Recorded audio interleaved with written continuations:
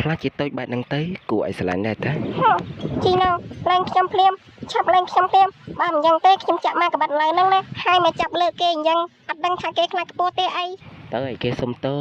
ក៏ប៉ុន្តែគេសុំលើកនាងបន្តិចទៀតបានអត់ក្មេងតូចកំហួចរូមីអត់ចង់ដាក់គេចាអានេះឡើងដាក់គ្នាចាស៊ូអីជួយគ្នាផងសុំទៅផងគ្នាក៏ចាប់ដៃដែរអ្នកពីរនាក់នេះកំពុងតែធ្វើបាបគ្នាដែរហ្នឹងរូមី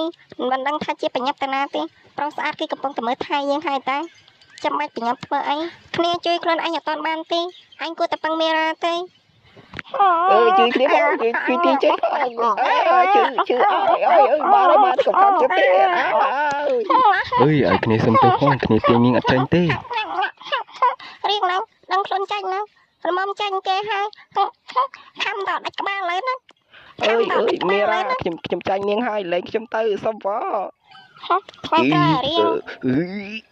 អូយមិនក៏បកកែខំម្លេះអត់ព្រមលែងទេអី